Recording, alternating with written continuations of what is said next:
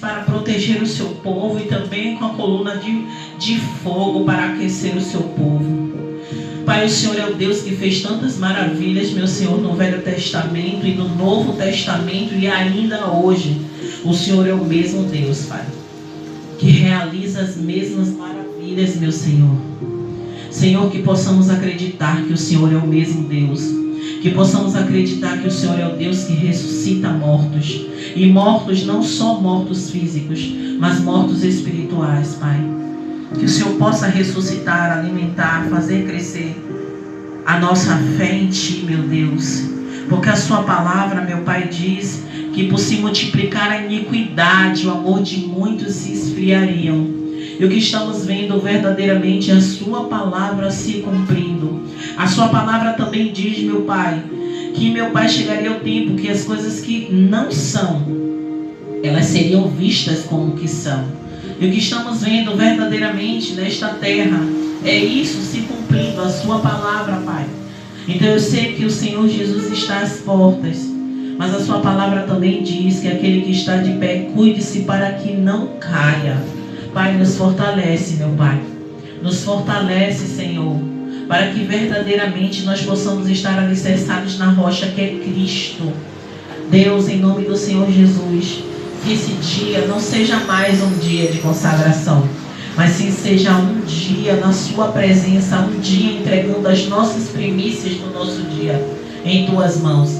É apresentando a Ti, entregando a Ti todos os nossos projetos deste dia.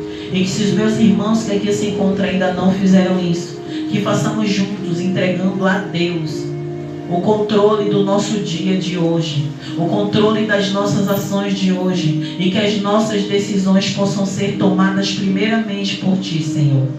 Deus, em nome do Senhor Jesus, mesmo que tenhamos feito planos no dia de ontem para que hoje possamos concretizar, apresentamos a Ti antes mesmo, meu Senhor, de fazermos, para que, meu Pai, que a Sua vontade, que é boa, perfeita e agradável, venha prevalecer em nossas vidas. Toma o controle da nossa vida, Pai. Toma o controle do nosso dia. Toma a direção dos nossos projetos e planos no dia de hoje. E até aquilo que a gente planejou, sem consultar ao Senhor. Toma agora, Pai, esse projeto, para que venha acontecer conforme a Sua vontade e não a nossa.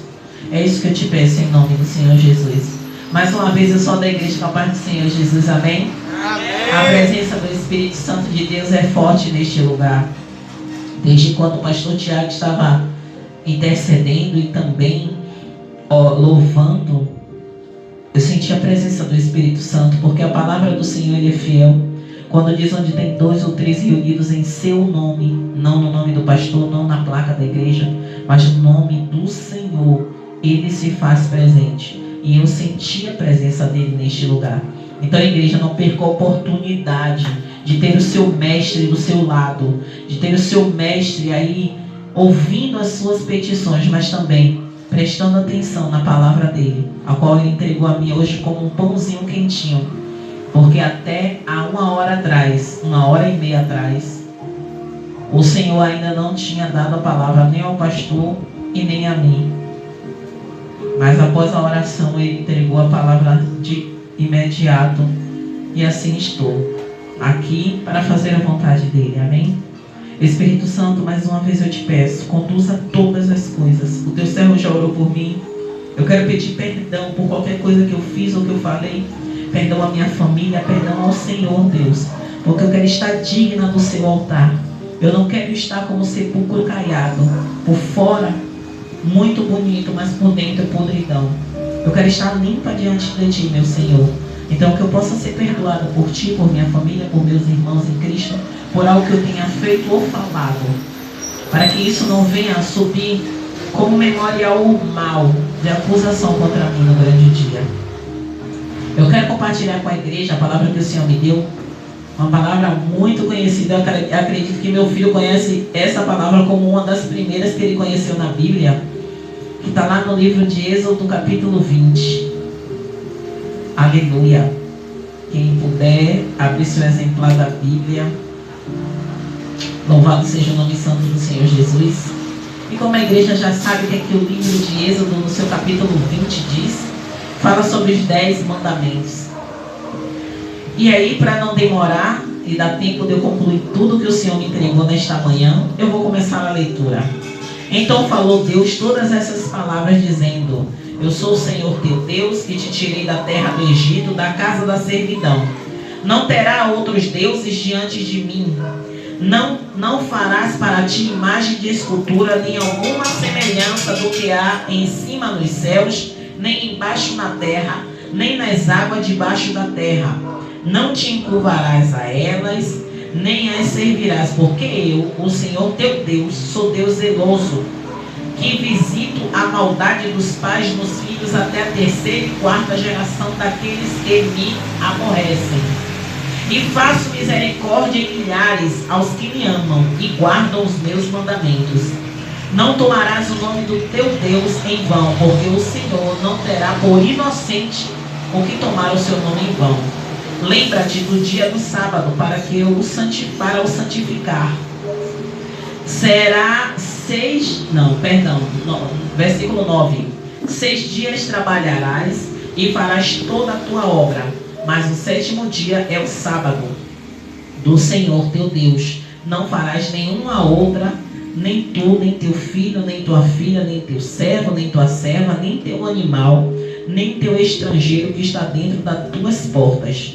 Porque em 6 dias fez o Senhor os céus e a terra, o mar e tudo o que neles há, e ao 7º dia descansou. Portanto, abençoou o Senhor o dia do sábado e o santificou. Honra teu pai e a tua mãe, para que se prolongues os teus dias na terra que o Senhor teu Deus te dá.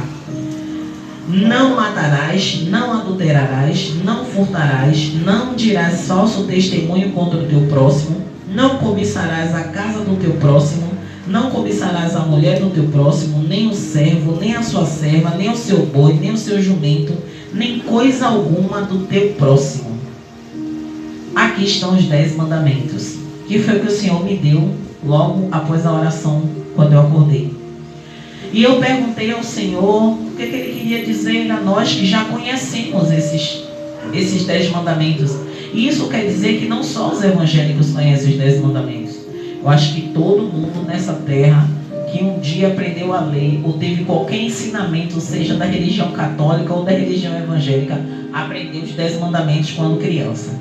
Porque quando eu fui estudar para fazer primeira Eucaristia, eu aprendi os 10 mandamentos, que era um dos ensinamentos que eu precisava saber para fazer primeira Eucaristia, na época que minha mãe era católica. Então eu fiz a primeira Eucaristia e eu tive que aprender. Então eu acredito que Breno, bem novinho, ele aprendeu também os 10 mandamentos e tinha lá na parede do quarto dele os 10 mandamentos, e a gente sempre perguntava a ele, ele não sabia tudo de cor, mas sabia que havia os mandamentos do Senhor. Só que quando nós vamos, louvado seja o nome do Senhor Jesus, e o Senhor foi bem claro comigo, que o cerne da nossa mensagem de hoje não está no livro de Êxodo 20, mesmo porque a própria palavra do Senhor ela é bem clara. Quando o Senhor Jesus fala que Ele não veio para revogar a lei, Ele fala claramente que Ele veio para que ela se cumprisse. Tanto é que o Novo Testamento é cumprimento do Velho Testamento. E o engraçado é que pastor Tiago e eu, durante algum tempo, a gente conversou, né? Acho que foi ontem, a respeito disso, né? De algumas denominações só manifestarem o Novo Testamento e o Velho Testamento não existe. É como se fosse um livro qualquer, ou uma coleção de livros qualquer. Mas o próprio Senhor Jesus nos alerta sobre isso. Não que preguemos apenas o Velho Testamento, porque o Velho Testamento são leis, verdadeiramente falando. Mas sim que a gente pregue o Novo Testamento, porque é o tempo da graça que estamos.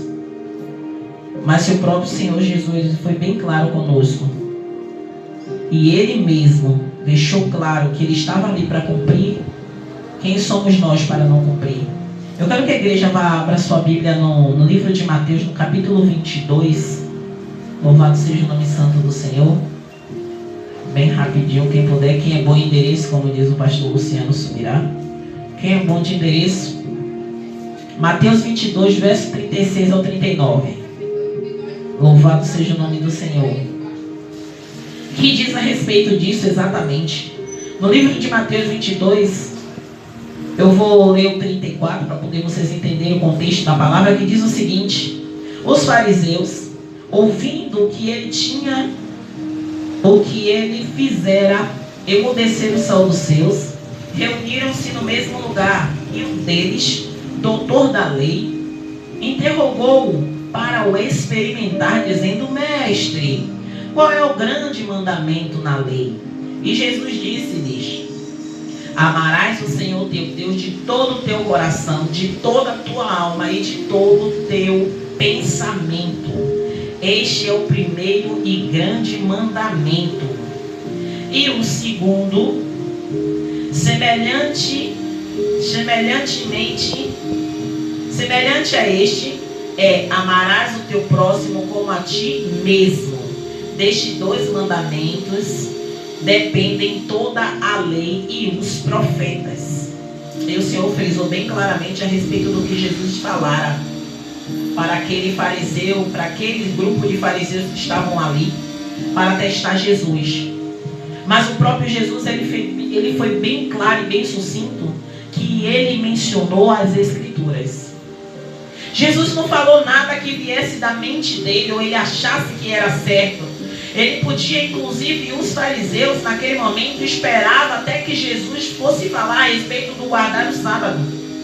Porque naquela época era algo que todos os judeus faziam naquela época.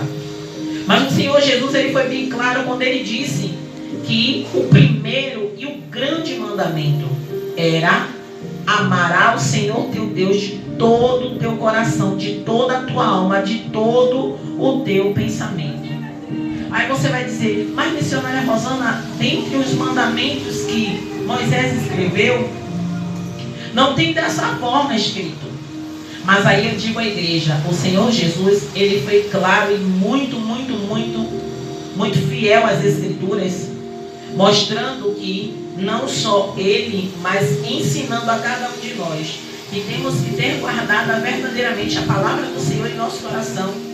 Assim como no Salmo 119, que diz, né, pastor, que a tua palavra eu guardei no meu coração para não pecar contra ti.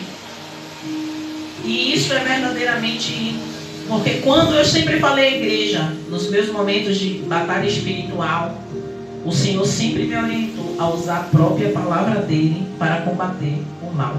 O próprio Senhor Jesus, quando ele foi tentado por Satanás, durante 40 dias, quando foi levado pelo Espírito ao deserto, o Senhor Jesus combatia Satanás através da palavra de Deus. Ele resistia ao diabo. Então, louvado seja o nome do Senhor Jesus. Jesus não citou 2 da lista dos 10 mandamentos do Antigo Testamento. E talvez os fariseus esperassem que ele destacasse o sábado de alguma outra lei sobre o comportamento extremo do homem. Mas Jesus respondeu de outra maneira.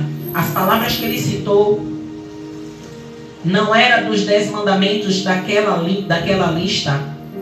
A instrução de amar a Deus vem dos últimos discursos de Moisés, lá no livro de Deuteronômio 6:5. Não precisa a igreja aí não, porque eu tenho marcadinho aqui, é bem mais rápido para a gente não atrasar. No livro de Deuteronômio 6:5 diz o seguinte, eu vou ser bem rapidinha, que diz o seguinte: amarás, pois, o Senhor teu Deus de todo o teu coração, de toda a tua alma, de todo o teu poder. Então o Senhor Jesus, ele não quis inventar nem acrescentar nada, mas ele exatamente pegou no discurso de Moisés, lá no finalzinho, falando exatamente isso.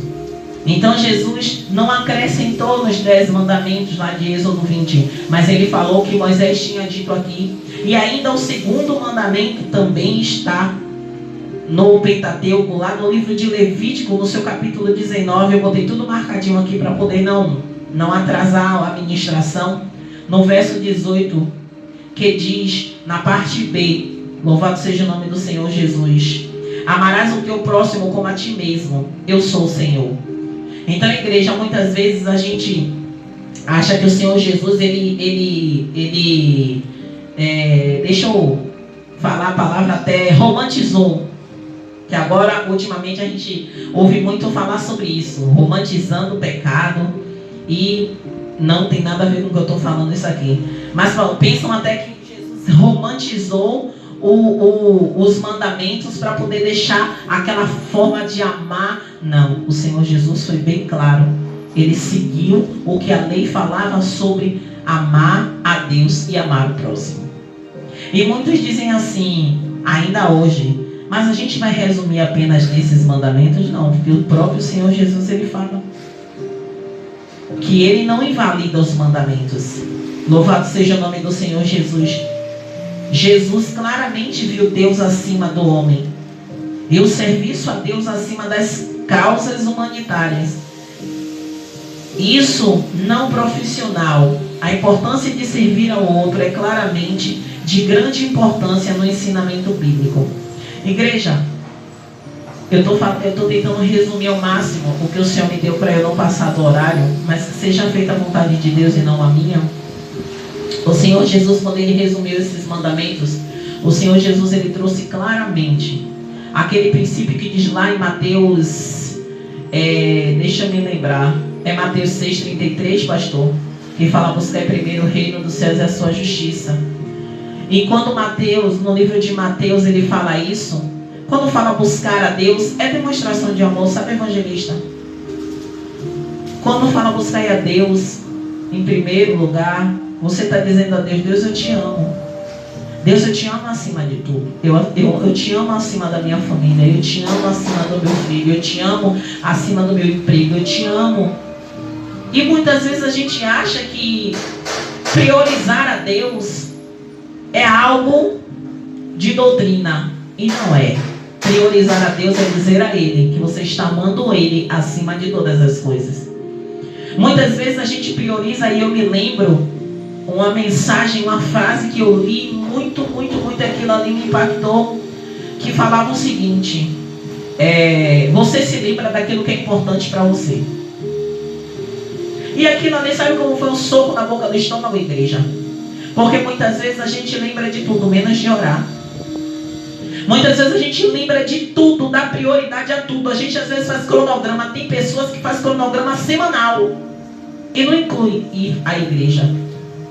Não inclui levantar e orar, ou então orar ainda deitado, ou tirar 30 minutos, acordar 30 minutos mais cedo antes de sair, antes de levantar para me arrumar para trabalhar, para entregar minhas primícias a Deus. Então, quando eu começo a ver isso como pessoa humana, carnal, pecadora, que necessita todos os dias da misericórdia de Deus, eu consigo constatar isso. Imagine o Senhor, que conhece cada um de nós por dentro, conhece quais são as nossas verdadeiras prioridades. E eu falo isso porque eu sou falho, eu sou pecador e necessito dele para me ajudar nisso também. Quando a gente prioriza a Deus, se todos aqueles que dizem eu amo ao Senhor, eu sirvo ao Senhor, levantasse 30 minutos antes do horário do seu trabalho e entregasse as suas primícias a Deus, demonstrando amor a Ele. Quantos dizem que acham, né, que você ser uma pessoa que abençoa, você ser uma pessoa que, humanamente falando, é boa, caridosa, abençoadora, desprendida de bens materiais, demonstra amor a Deus? Isso é um requisito de uma pessoa bondosa. Mas quando você verdadeiramente não demonstra que você ama a Deus, além dessas coisas, você se torna uma pessoa caridosa, pastor. Você se torna normal como todas as outras pessoas. Mas quando você prioriza a Deus com o seu ser, não é com o seu ter. Que nem sempre, eu me lembro da oferta da viúva pobre. O Senhor Jesus se atentou àquilo. Porque o Senhor Jesus podia se atentar àquele que estava dando mais dinheiro. Mas o Senhor Jesus não se atentou a isso. Ele se atentou ao coração daquela mulher. A ação dela ia muito mais além do que ela estava depositando, evangelista Valquíria. A ação daquela mulher estava mostrando que ela verdadeiramente, ela cria no homem que estava vendo, demonstrando a Deus que aquele homem era enviado do Senhor. E eu não me lembro quem foi que falou aqui, ou se foi eu nas minhas leituras bíblicas, que o próprio Senhor fala sobre isso, Que se você não acredita, nem ama, é a própria Bíblia, fala que eu li hoje, agora eu me lembrei. Você não ama o seu irmão que você vê, você é mentiroso. Como é que você diz que ama a Deus e odeia seu irmão?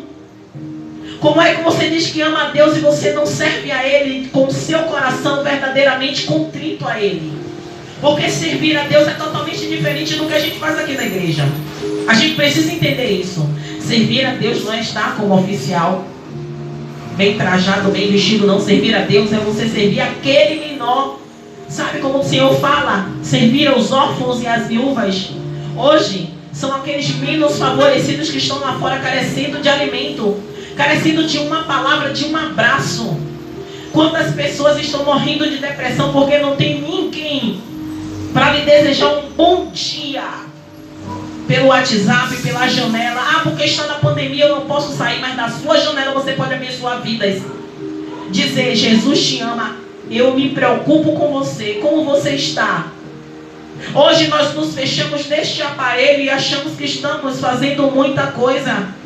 Gente, a presença é muito mais importante do que o presente. Então, quando a gente começa a entender que o mandamento do Senhor é amar, amar vai além das posses.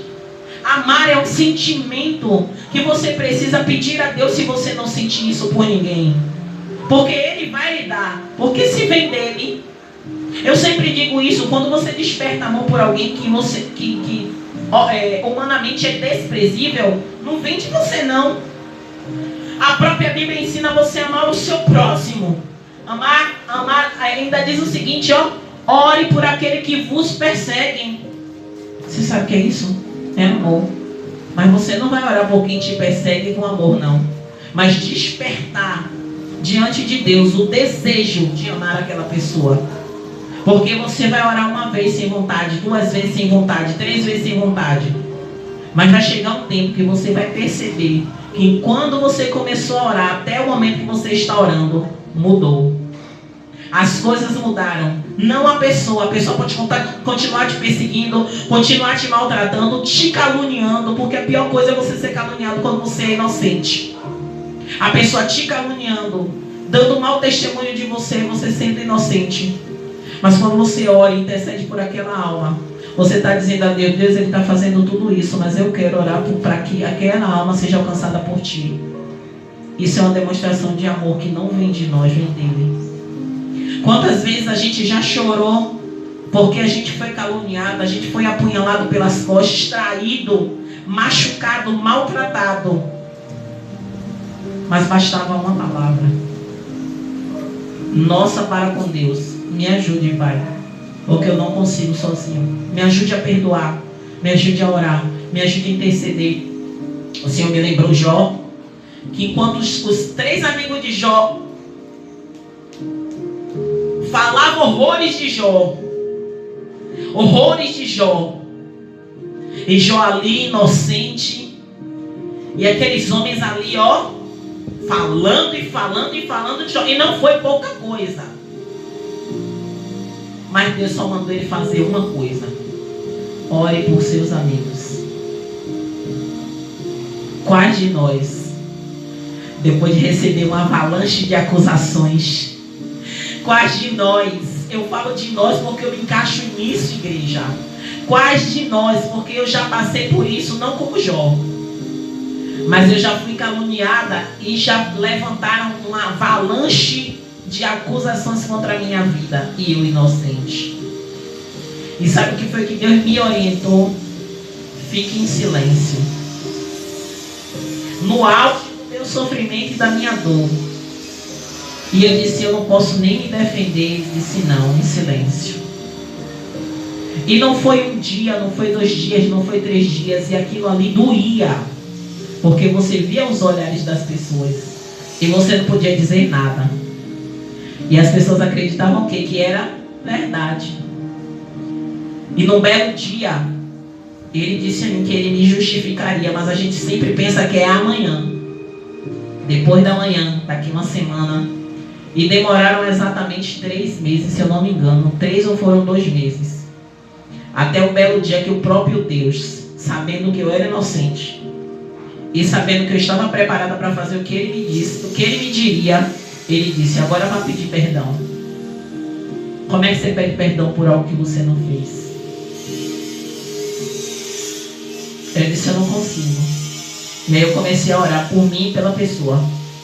Primeiro eu orei para mim, para Deus me fortalecer, e depois orar pela pessoa. Porque pedir perdão por pedir, gente, é fácil. Mas pedir verdadeiramente, sabendo que você está sangrando ainda, mas saber que você tinha que fazer o que Deus mandou, aí era outra coisa.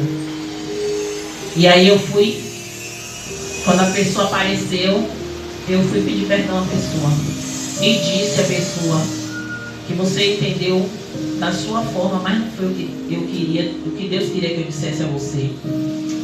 E aí isso já tem mais ou menos uns 3 anos, igreja. 2 anos e meio, mais ou menos, essa história. E resumindo a história, eu me senti mais aliviada, que eu acredito que a pessoa, talvez a pessoa pode não ter acreditado, que a pessoa não entendeu porque a pessoa levantou a calúnia. Mas quando Deus faz, igreja, é para nos justificar. Porque muito antes de eu pedir perdão, Deus já tinha resolvido tudo. Sabe? Ele já tinha resolvido tudo. Mas sabe o que é que Deus quer? Quando você pede perdão, não é por você, mas é por aquela pessoa que está perdida nas suas mentiras. E naquele momento ali eu sabia que Deus tinha feito algo. Mas não é sobre mim, é sobre Deus que eu quero falar. É sobre o Senhor Jesus. E quando o Senhor Jesus ele falou que esses mandamentos eram os mais importantes, e louvado seja o nome do Senhor Jesus, ele diz o seguinte: destes 2 mandamentos dependem toda a lei e os profetas.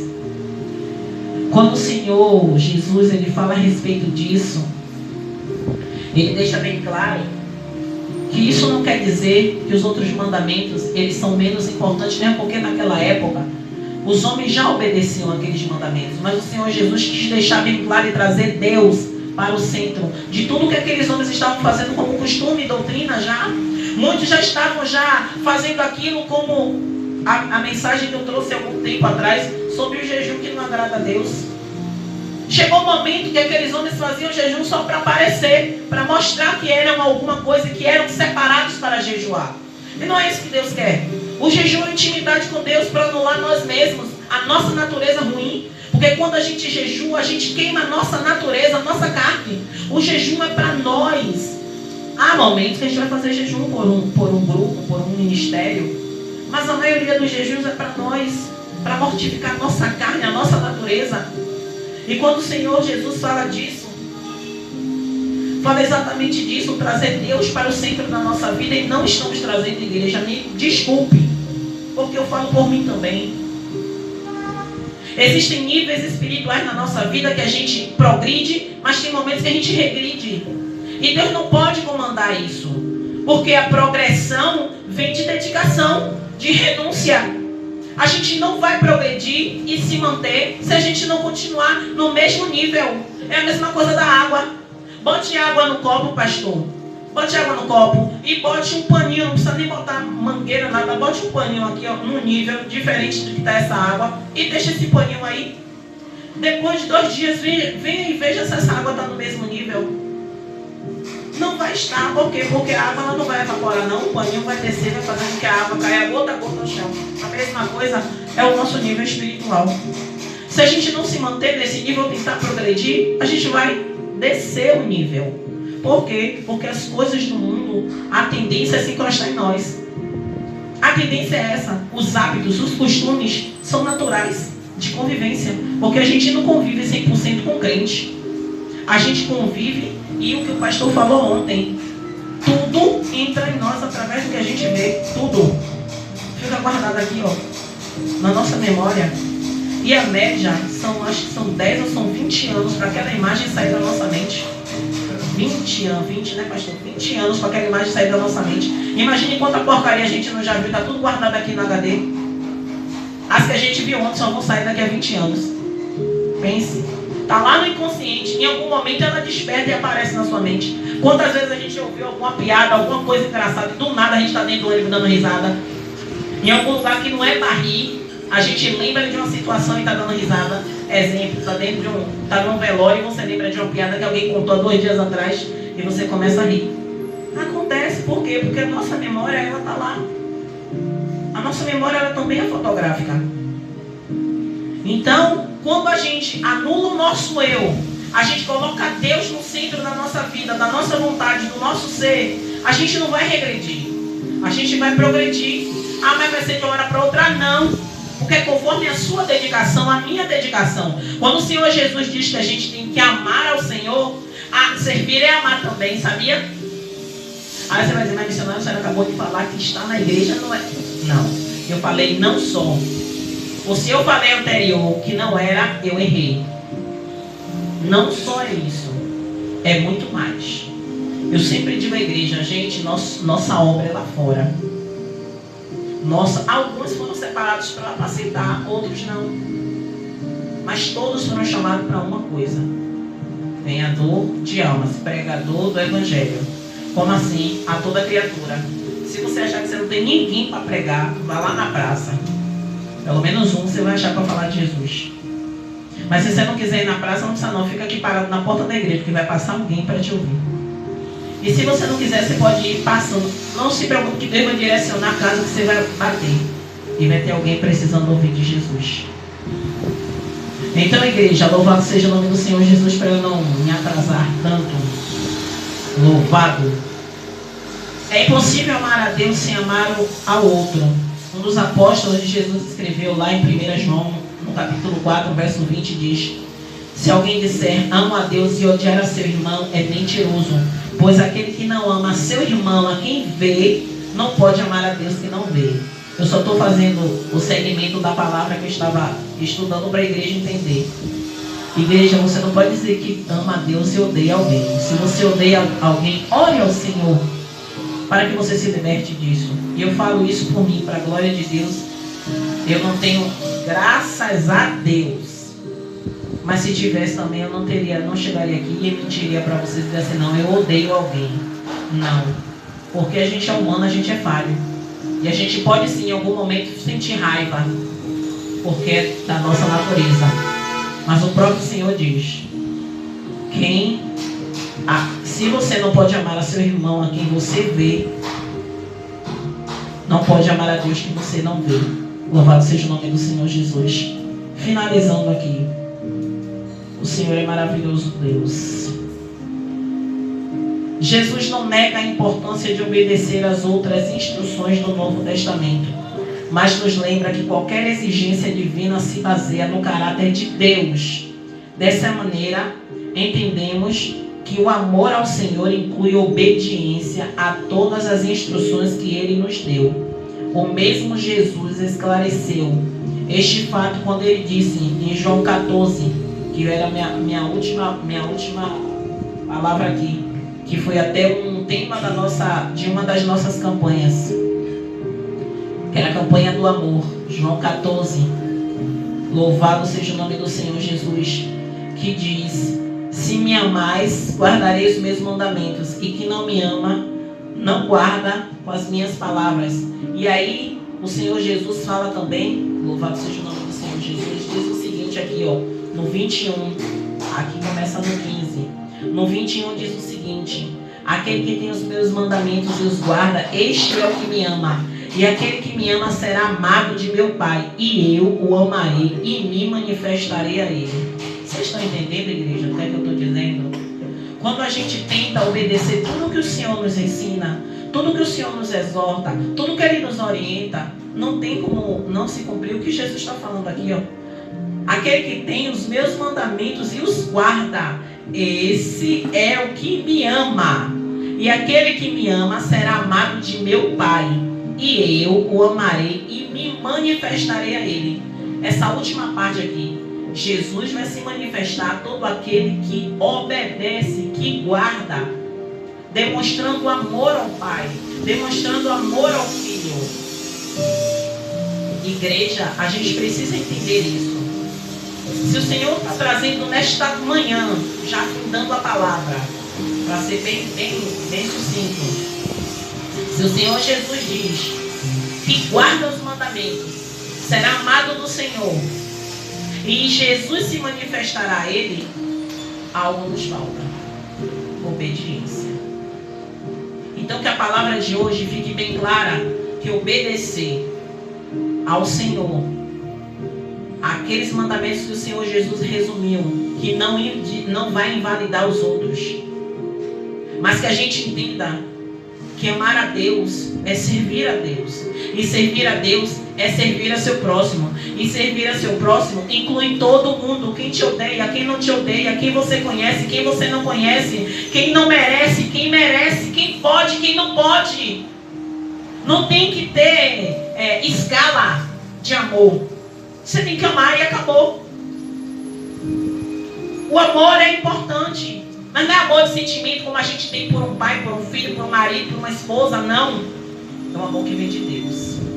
E esse amor que vem de Deus, ele também é caridade. E o amor que vem de Deus, ele também é compaixão. O amor que vem de Deus é tudo isso junto e misturado. Isso se transforma em amor de Deus. Porque se você não andar em amor, você não vai destilar a essência de Cristo, você vai destilar qualquer outra essência, Natura, Boticário, Avon e qualquer outro mais inferior. Mas a essência de Cristo não. Porque a essência de Cristo precisa destilar amor, misericórdia, caridade. Sabe? Se você não tiver isso, sinto muito, mas verdadeiramente esses mandamentos não estão sendo seguidos por você. Porque quando você ama a Deus, você sente necessidade de fazer as coisas para Deus. Isso é impulsionado em você. Essa manifestação começa a ser automática. E a essência ela começa a exalar. Porque a flor ela não tem tempo para exalar o perfume. A flor só exala, pastor. E não tem hora. É de manhã, de tarde, de noite. Quem já passou por jasmim, eu amo esse cheiro desde criança. No tempo que a flor ela aparece, que ela fica toda bonitinha, você pode passar qualquer hora do dia, ela está exalando o perfume dela.